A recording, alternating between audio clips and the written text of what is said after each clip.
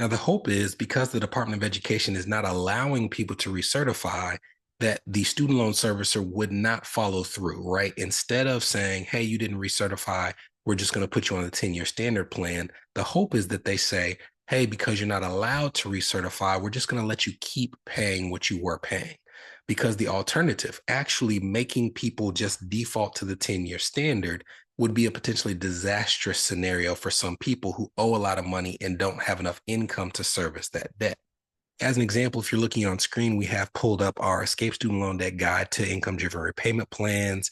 Let's assume that we have a person who their total adjusted gross income for the household for the year is $100,000. We're going to assume that they have a family size of four, and we're going to give them a student loan balance of $100,000. So they have $100,000 adjusted gross income, $100,000 student loan balance at a rate of 6.5%. And their anniversary where they're required to update or recertify their income is coming up next month. Well, right now, based on that income, they would pay under pay as you earn $443.33 a month. Well, in normal times, if their month to recertify their income was coming up next month, they would simply give their student loan servicer their most recent tax return or pay stubs. And if their income hadn't changed, their payment will remain at the approximately $400 a month.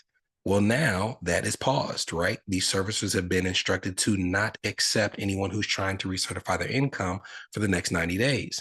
And hopefully they would just allow them to maintain that payment. But the rules of pay as you earn state that if you fail to recertify your income, that your payment will change to whatever's required to pay off your student loan balance under the 10-year standard repayment plan. Well, you can see at the bottom of this spreadsheet that instead of $443 a month, that would cause their monthly payment to go up to $1,135 per month. And we don't know what these student loan servicers would do. It's almost impossible to get these people on the phone. It's very difficult to get any communication and response from them. So is it an automated system that bumps your payment up to the 10-year standard plan? Do you have the ability to, say, hey, I just can't pay this? If you are in a position where you just see your payment jump to that 10-year standard plan and you can't afford it, which most people can't, otherwise you wouldn't be on an income-driven repayment plan in the first place, I would tell you likely need to go into forbearance, right? This would be a time where you say, I just need to wait until some of this stuff resolves. I can't make this payment. I'm going to put my loans in forbearance, even though for an unsubsidized loan, my balance is going to increase. But what is the alternative? The alternative is for something that we don't know how long this is going to last, making a payment that you simply can't make. And I don't know that that's feasible for most people. So that's a really dangerous group, people who want to recertify but are not allowed to recertify because the fear is that their payment would jump to that 10-year standard payment.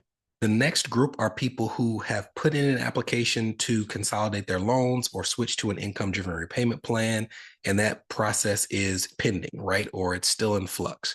And for you, you have to wait, right?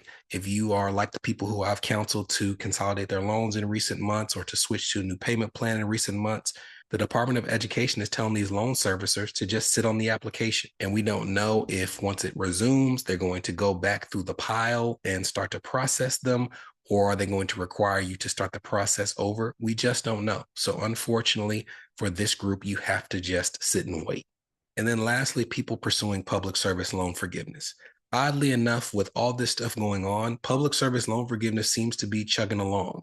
This is something where we're seeing people, even who are on plans that are not income-based repayment, have their student loans forgiven once they've met their 10-year requirement. For all the things that we just discussed, I would let the leading decision maker be, can you afford your payment, right? But if you have the ability to either be close to public service loan forgiveness or you're far from public service loan forgiveness, but you're on a payment plan that's allowing you to keep paying and earning those credits, I would just keep going, keep paying and earning those credits, because public service loan forgiveness is also something that was created by Congress and would need a supermajority to be taken away. So that is something that I also see as damn near cemented into law and not something that you should be concerned about.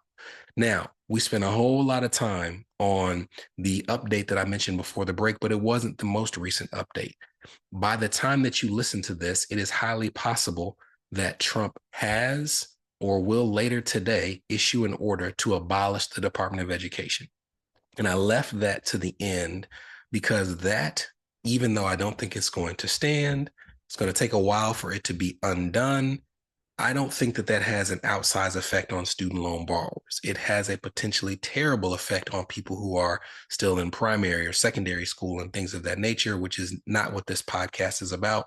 But the fact of the matter is, when it comes to student loans, they can't just undo student loans. If the Department of Education is abolished, then the things that the loan servicers would do and the department does, they would just shift to a different department in the federal government because those tasks are required to be carried out.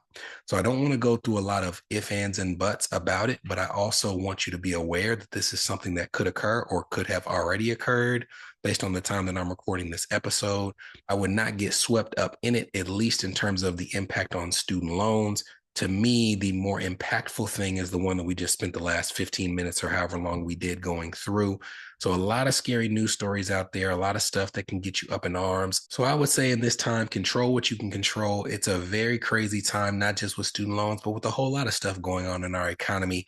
And we're trying to do the best we can to give you this information as it comes and sift through the things that are actionable versus the things that you just need to kind of keep your head in the sand and not let it impact you, or at least try to not let it impact you as best you can. From Escape Student Loan Debt, this was the Escape Student Loan Debt Podcast, a show for established professionals whose student loan payments or loan balances are impacting their marriage, their business, their credit, or their dream of achieving homeownership.